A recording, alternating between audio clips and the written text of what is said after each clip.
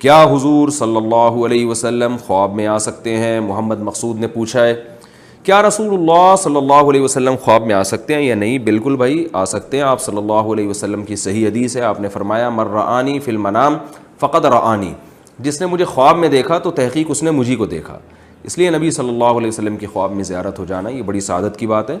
البتہ آپ صلی اللہ علیہ وسلم خواب میں آ کے جب کوئی بات کہیں گے تو اس کو ایز اٹ از نہیں لیا جائے گا, بلکہ اس کی تعبیر نکالی جائے گی, تعبیر کی جائے گی, اس کو قرآن و سنت پہ پرکھا جائے گا کہ اس کے مطابق اس کا مطلب لیا جائے گا. مثلاً اگر کسی کو نبی خواب میں آ کے کوئی ایسی بات کہہ دیں کہ بھئی تم پہ نماز معاف ہے یا تم داڑھی کاٹ لو, تو اب کوئی یہ نہیں کہہ سکتا کہ نبی کا خواب سچا ہوتا ہے لہذا مجھے داڑھی کاٹنے کی اجازت ہے. نا نا نا نا, نبی کی جو جاگتی حالت کی باتیں ہیں جو حدیث کی شکل میں ہم تک پہنچی ہیں ان کو پہلے رکھا جائے گا اور خواب کی بات کو دوسرے نمبر پہ اس کی تعویل کی جائے گی. اس کی مثال میں ایسے دیتا ہوں, دیکھیں آپ کے والد صاحب نے آپ کو ایک کام آپ کے ذمہ لگایا کہ بھئی یہ فلاں کام میں تمہیں کہہ رہا ہوں یہ کر دو, یا بجلی کا بل مثلا جمع کرا دو. جاگتی حالت میں رات کو جاگتی حالت میں آپ کے ابا نے آپ سے کہا کہ بیٹا صبح 8 بجے تم نے بجلی کا بل لازمی جمع کرا دینا ہے. خواب میں آ کے آپ کے ابو آپ کو کہہ رہے ہیں بیٹا صبح 8 بجے تم نے بل جمع نہیں کرانا, اور فار ایگزامپل یہ خواب بھی سچا ہو. اب آپ جب صبح 8 بجے اٹھتے ہیں تو کیا کریں گے؟ بل جمع کرائیں گے کہ نہیں کرائیں گے؟ ظاہر ہے کرائیں گے, اس لیے کہ اگر آپ نے بل نہیں جمع کرایا اور ابا نے آپ سے پوچھا کہ میں نے تمہیں رات کو کہا تھا کہ بل جمع کرا دینا, آپ کے ابا خواب میں آپ نے کچھ اور کہا, تو ابا کہیں گے میں جاگتے ہوئے جو کہہ رہا ہوں اس کو فوکس نہیں کر رہے, خواب کو زیادہ اہمیت دے رہے ہو. تو خواب کی اپنی جگہ اہمیت ہے لیکن اتنی نہیں جتنی جاگتی حالت میں باتوں کی اہمیت ہوتی ہے. تو ہاں رات کو جو ابا نے خواب میں آگے کہہ دیا کہ جمع نہیں کرانا, تو اس میں کوئی تعویل کی جائے گی اس کی, تو وہ تو خواب جھوٹا بھی ہو سکتا ہے. لیکن رسول اللہ صلی اللہ علیہ وسلم جب بھی خواب میں کوئی ایسی بات کریں تو اس کو قرآن و سنت پہ رکھا جائے گا اور اس کے حساب سے اس کی تعویل کی جائے گی. یہ اس لیے کہہ رہا ہوں کہ آج کل بہت سارے جاہل پیروں نے خوابوں پہ ایک پورا ایک جو ہے نا وہ شریعت کا ایک عمارت کھڑی کی ہوئی ہے, اور کہ مجھے نبی نے خواب میں یہ فرمایا تو مجھے نبی خواب میں یہ فرمایا. ان میں بہت سے جھوٹے ہوتے ہیں, خواب آیا نہیں ہوتا, اور اگر آیا بھی ہے تو اس کی ایک تعبیر ہوتی ہے. تو اس لیے خواب میں تو آنا, نبی صلی اللہ علیہ وسلم کی زیارت ہونا یہ بڑی اچھی بات ہے, لیکن اس کی وجہ سے شریعت کا کوئی مسئلہ تبدیل نہیں ہوگا. شریعت کے جو اصول ہیں وہ کتابوں میں لکھے ہوئے ہیں, انہی کو فالو کرنا پڑے گا. خواب کی شرعی حیثیت کیا ہے؟ شریعت میں خواب کی کیا حیثیت ہے تفصیل سے وضاحت کر دیں عائشہ فاطمہ سرگودا سے. دیکھیے خواب کی جو شریعت میں حیثیت ہے وہ اتنی ہے کہ صحیح حدیث میں رسول اللہ صلی اللہ علیہ وسلم نے ارشاد فرمایا لم یبقى من النبوۃ الا المبشرات.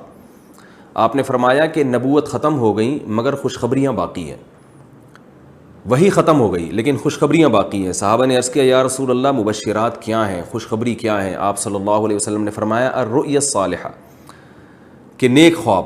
پھر آپ صلی اللہ علیہ وسلم نے فرمایا قرب قیامت میں جو مومن ہے اس کا ہر خواب یعنی قریب ہوگا کہ یہ بات قریب ہوگی کہ اس کا ہر خواب سچا نکلے. اور پھر آپ صلی اللہ علیہ وسلم نے یہ بھی ارشاد فرمایا کہ خواب جو ہے نبوت کا 46واں حصہ ہے. تو ان احادیث سے پتہ چلتا ہے کہ خواب کو بالکل کالعدم قرار دینا بھی درست نہیں ہے, لیکن خواب کو اتنا یقینی کر لینا کہ قرآن و سنت قرار دینا یہ بھی غلط ہے, کیونکہ نبوت نہیں ہے بلکہ نبوت کا 46واں حصہ ہے.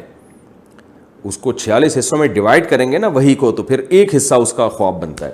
یعنی کیا مطلب ہوا اس حدیث کا کہ جیسے اللہ تعالیٰ اپنے بندوں سے اپنے پیغمبر سے ہم کلام ہوتے ہیں یا فرشتے کے ذریعے وہی کرتے ہیں وہ یقینی ہے, تو بعض دفعہ اللہ اپنے بندوں کو خواب میں بھی کوئی میسج دے دیتے ہیں. تو لیکن وہ میسج کے یقینی ہونے کا ہمیں اتنا یقینی نہیں ہوتا جتنا قرآن و سنت ہے, کیونکہ قرآن و سنت تو عین نبوت ہے. تو اس لیے کسی کو اچھا خواب آئے تو اس کا اچھا مطلب لیا جا سکتا ہے. امکان کے درجے میں یہ کہا جا سکتا ہے کہ یہ سچا خواب ہے, امکان کے درجے میں 100% یقین نہیں ہے. اور اگر برا خواب آئے تو اس سے پناہ مانگنی چاہیے. حدیث میں آتا ہے آپ صلی اللہ علیہ وسلم نے فرمایا کہ 3 دفعہ اسے چاہیے کہ تھوک دے اور کروٹ بدل دے. ایسے تھو کر کے نا, اگر آپ کو کسی کروٹ پہ لیٹے میں آپ کو خواب آ رہا ہے تو اللہ کی پناہ مانگنی چاہیے اور 3 دفعہ تھوک دینا چاہیے, ہلکا سا, جس کو تفت کہتے ہیں عربی میں, کہ وہ زیادہ تھوک نہ نکلے, تھوڑا سا جھاگ ایسے کر کے 3 دفعہ تھوک کے آپ کروٹ چینج کر لیں اور اللہ سے اس کی پناہ مانگیں, تو انشاءاللہ اس خواب سے آپ کو نقصان نہیں ہوگا. تو خواب میں بعض دفعہ کوئی مستقبل کی بات پتہ چل جاتی ہے, امکان کے درجے میں یقین نہیں ہوتا. لیکن میں اس میں بھی ایک بات عرض کروں کہ خواب سے کوئی شرعی مسئلہ کبھی چینج نہیں ہوگا. کوئی بھی خواب آپ کو آ گیا تو اس میں شریعت تبدیل نہیں ہو جاتی. آپ کو 100 دفعہ خواب آئے کہ آپ داڑھی کاٹ لیں تو یہ جائز نہیں ہے داڑھی کاٹنا آپ کے لیے, کیونکہ جو ہمارے پاس جو وہی اصل شکل میں پہنچی ہے اس میں نبی صلی اللہ علیہ وسلم نے داڑھی کاٹنے سے منع کیا ہے. اسی طرح خواب میں بلا وجہ کسی سے بدگمان ہو جانا. کوئی خواب میں آ کے کوئی پیغام مل رہا ہے کہ فلاں چور ہے, تو اب آپ نے لوگوں کے سامنے خواب بیان کرنا شروع کر دیا کہ مجھے خواب میں بتایا کہ چور ہے, تو کسی کا چور ثابت ہونا یہ خوابوں سے نہیں ہوگا.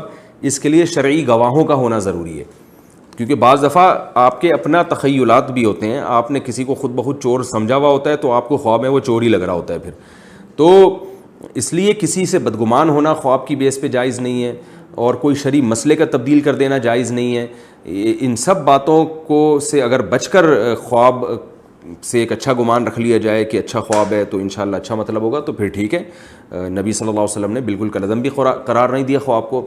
اور قرب قیامت میں آپ نے فرمایا مومن کا خواب, تو جب بھی کوئی لفظ بولا جاتا ہے اس سے مراد فرد کامل ہوتا ہے. تو مراد یہ ہے کہ جو کامل مومنین ہیں, نیک لوگ ہیں, ان کے خواب جیسے جیسے قیامت قریب آئے گی تو وہ سچے نکلنا شروع ہو جائیں گے.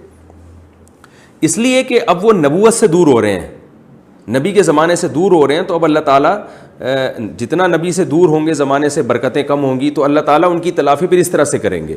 اور مبشرات فرمایا کہ جو دین پر مضبوطی سے قائم رہیں گے ان کو خوشخبریاں بھی ملیں گی خواب میں, تاکہ وہ دین پر قائم رہیں. یہ اللہ کی طرف سے ایک حوصلہ افزائی ہوگی ان کی, کہ ان کو اچھے خواب دکھا کے ان کو اپریشیٹ کیا جائے گا. خوب اچھی طرح سمجھ لیں کہ پہلے عمل ہے, اس کے بعد یہ خواب ہے. علماء بیان کرتے ہیں کہ اگر آپ اچھا عمل نہیں کر رہے, آپ نے بہنوں کی وراثت کھائی ہوئی ہے, آپ نماز کے پابند نہیں ہیں, تو آپ روزانہ خواب میں جنت الفردوس میں گھوم رہے ہوں, خوش فہمی میں مبتلا ہونے کی آپ کو چندہ ضرورت نہیں ہے, کیونکہ قرآن یہ کہہ رہا ہے کہ جو یہ بدعملی کرے گا جہنم میں جائے گا.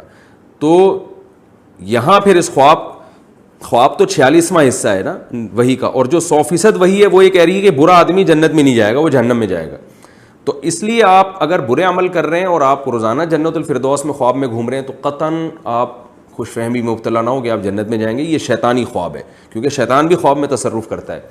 اور اگر آپ شریعت کے فرائض واجبات کی پابندی کر رہے ہیں, اپنی طرف سے پورا شریعت کو فالو کر رہے ہیں, لیکن خواب میں آپ کو آ رہا ہے کہ آپ جہنم میں گھوم رہے ہیں, تو آپ پریشان نہ ہوں, بلکہ تسلی رکھیں, یہ تسلی کر لیں کہ یہ شیطانی خواب ہے جو آپ کو اعمال سے ہٹا رہا ہے, مایوسی کی طرف لے کے آ رہا ہے. تو پہلے عمل ہے, خواب بعد میں, یہ ذہن میں رکھیں. اور میں نے ایک بات اکثر میں بیانات میں کہتا ہوں کہ آج کل جو لوگوں کو خواب آتے ہیں نا, جو سوچ کے سوتے ہیں وہی آ رہا ہوتا ہے.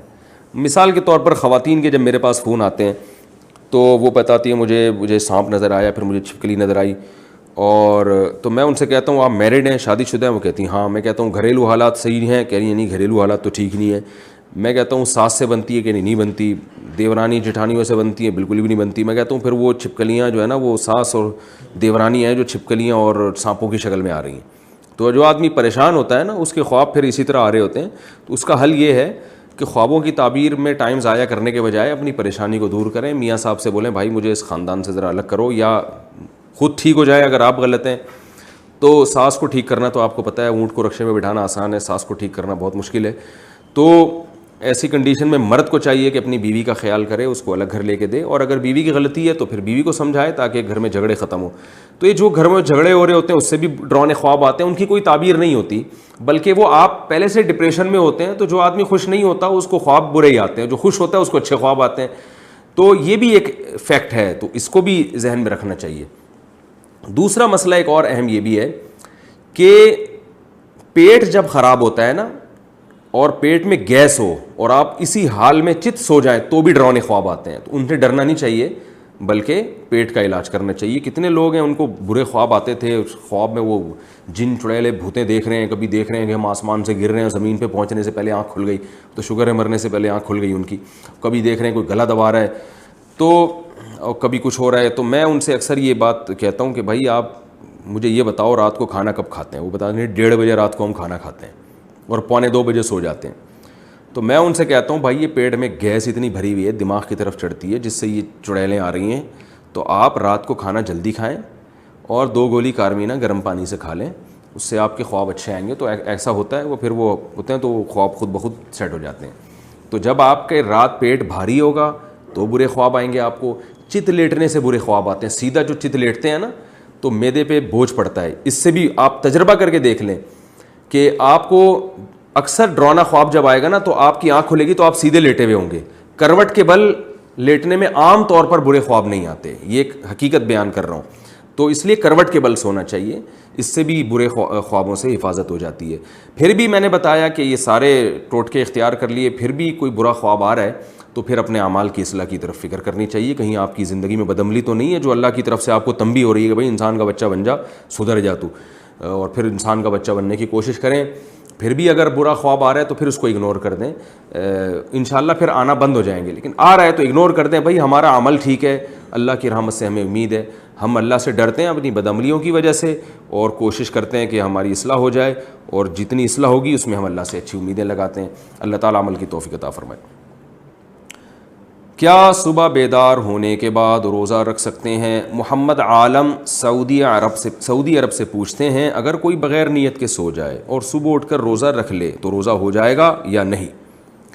بھائی اگر آپ بغیر نیت کے سو گئے تو نصف النہار سے پہلے آپ نیت کر سکتے ہیں نفل روزے کی. رمضان کے قضا روزے کی نیت نہیں کر سکتے آپ. رمضان کے قضا روزے کی نیت آپ کو صبح صادق سے پہلے کرنی پڑے گی, یہ ذہن میں رکھیں. اسی طرح آپ نے نظر مانی ہوئی ہے کہ میں پیر کا روزہ رکھوں گا یا رکھوں گی, کسی خاتون نے یا مرد نے منت مانی ہوئی ہے, تو اس میں بھی ضروری ہے کہ صبح صادق سے پہلے نیت کریں.